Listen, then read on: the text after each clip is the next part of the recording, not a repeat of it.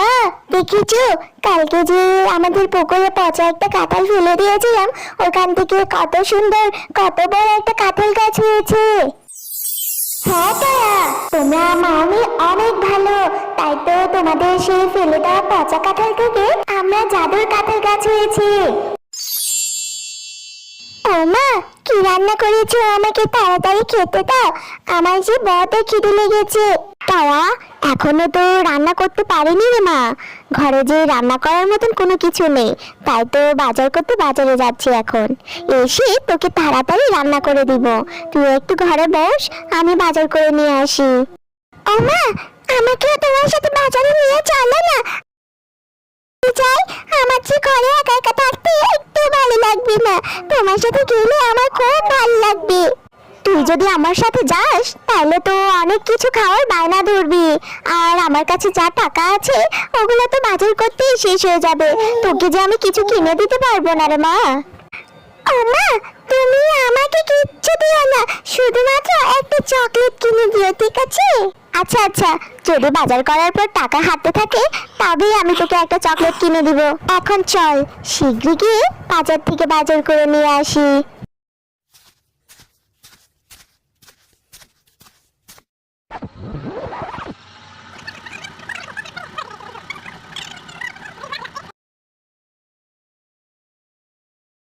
কি রে মিনা, তুই এখানে দাঁড়িয়ে দাঁড়িয়ে কি দেখছিস? ও মা, দেখো না, বাঘ মামা কত সুন্দর সুন্দর কাঁঠাল বিক্রি করছে। আমার যে বাঘ মামার কাঁঠালগুলো দেখে কি যে লোভ লাগছে না গো মা, আর কাঁঠালগুলোর থেকে কি সুঘ্রাণ বেরিয়েছে, মনে হচ্ছে খেতে অনেক মজা হবে। মামা, আমাকে বাঘ মামার থেকে একটা কাঁঠাল কিনে দাও না মা, আমার যে কাঁঠাল খেতে খুব ইচ্ছে করছে।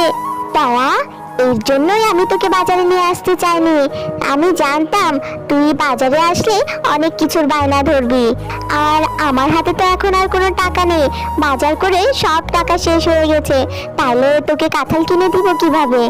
ও মা, আমার যে অনেক কাঁঠাল খেতে ইচ্ছে করছে, যে করে তুমি আমাকে একটু কাঁঠাল কিনে দাও না গো মা। আচ্ছা আচ্ছা ঠিক আছে, দাঁড়া, বাপ মাকে বলে দেখি, যদি উনি একটা বাকিতে কাঁঠাল দেয় তাহলে আমি তোকে কিনে দিব। ও বাপ মামা গো, তোমার কাঁঠালগুলো কত করে বিক্রি করছো? কেন রে শেফা, তুই আমার কাঁঠালের দাম জেনে কি করবি? তোরা তো গরিব, তোরা কি আর আমার কাঁঠাল কিনে খেতে পারবি? আমার কাঁঠালের দাম একটা 200 টাকা। ও বাপ মামা, আমাকে একটা বাকিতে কাঁঠাল দাও না গো, আমার মেয়েটা যে তোমার কাঁঠাল খাওয়ার জন্য অনেক বায়না ধরেছে, আমি 2-1 দিন পরে এসে তোমার টাকাটা দিয়ে। আমার কাঁঠালগুলো আমি বাকিতে বিক্রি করব না, তোর যদি টাকা থাকে তাহলে তুই কিনে নিয়ে যা। আর তোর কি কোনো গ্যারান্টি আছে তুই যে আমাকে 2-1 দিন পর টাকাটা ফেরত দিতে পারবি? তোরা তো অনেক গরিব। বাপ মামা, আজকে আমরা গরিব বলে তুমি আমাদেরকে বাকিতে কাঁঠাল দিতে চাচ্ছ না, আর আমার স্বামী বেঁচে থাকতে একদিন তোমাদেরকে কতই না সাহায্য করেছিল, থাক তোমার কাঁঠাল আর আমার লাগবে না। এই বলে শেফা মন খারাপ করে মেয়েটাকে নিয়ে বাড়িতে চলে যায়। ও বান্টি, বান্টি রে, চল চল আমরা খেলতে যাই। না রে তাইয়া, আমি আজকে খেলতে যাব না, আর আমার মা বলেছে আজকে নাকি আমাদের গাছ থেকে কাঁঠাল পারবে, অনেক পাকা পাকা কাঁঠাল। ও বান্টি, আমাকেও তোর সাথে করে নিয়ে যাবে, আমিও তোর মাকে সাহায্য করব, আর আমি যদি তোর মাকে সাহায্য করি তোর মা তো নিশ্চয় আমাকে একটা কাঁঠাল দিবে, আর আমি ওই কাঁঠালটা মজা করে খাবো, আমার যে কাঁঠাল খেতে অনেক ভালো লাগে। আচ্ছা তাইয়া, তাহলে তুইও চল আমার সাথে।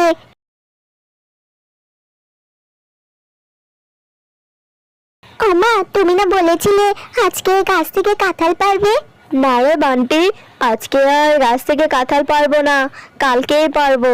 ও মা, তাহলে তুমি তারাকে আমাদের কাঁঠাল গাছ থেকে কাঁঠাল পেড়ে একটু দাও না, ওরও নাকি কাঁঠাল খেতে অনেক ভালো লাগে।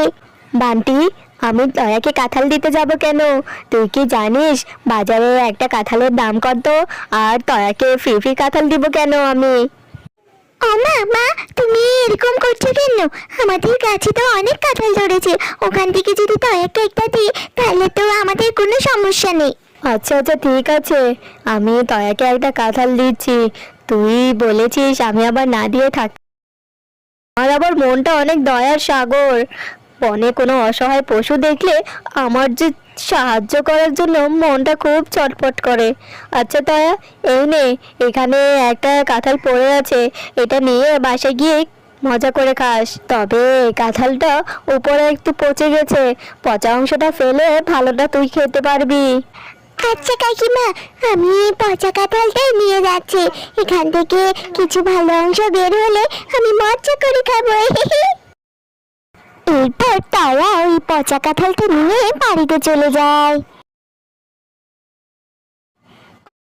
মা, দেখো না, বান্টির মা আমাকে কত বড় একটা কাঁঠাল দিয়েছে। আর জানো তো, বান্টিদের কাঁঠাল গাছে না অনেক কাঁঠাল ধরেছে। ও মা, তাড়াতাড়ি তুমি এই কাঁঠালটা আমাকে কেটে দাও তো। এই কাঁঠাল থেকে যা ভালো অংশ বের হবে সেটা আমি খাবো। তারা, সেই আমি কখন থেকে তোর জন্য না খেয়ে বসে আছি, আর তুই কি না এই পচা কাঁঠাল নিয়ে এসেছিস? বাঘিনী ভাবি তোকে এই পচা কাঁঠালটা ধরিয়ে দিয়েছে, আর তুইও এটা সাথে সাথে নিয়ে চলে আসলি। যা গিয়ে ফেলে দে বলছি কাঁঠালটা। আম্মা, কাঁঠালটা তো পুরোটা নষ্ট হয়নি, এখানে তো কিছু অংশ ভালো আছে। এই ভালো অংশটা আমাকে দাও, আমি খাবো। তারা, এভাবে জিদ করিস না রে মা, তো পুরোটাই পচে গেছে। এই পচা কাঁঠালটা খেলে তোর পেটে অনেক অসুখ হবে, তোর যে পেট ব্যথা করবে, তখন ডাক্তারের কাছে গেলে ডাক্তার কিন্তু ইনজেকশন দিবে তোকে। যা মা, গিয়ে কাঁঠালটা ফেলে দিয়ে আয়। আমার হাতে টাকা হলে আমি তোকে বড় একটা কাঁঠাল কিনে দিব, তখন তুই মজা করে খাস। এখন এই কাঁঠালটা ফেলে দে। আচ্ছা মা, ঠিক আছে। আমার আবার ডাক্তারের ইনজেকশন অনেক ভয় লাগে। তাহলে মা, আমি এক্ষুনি এই পচা কাঁঠালটা আমাদের পুকুরে ফেলে দিয়ে আসি। এরপর তারা কাঁঠাল নিয়ে ওদের পুকুরে ফেলে দিয়ে আসে।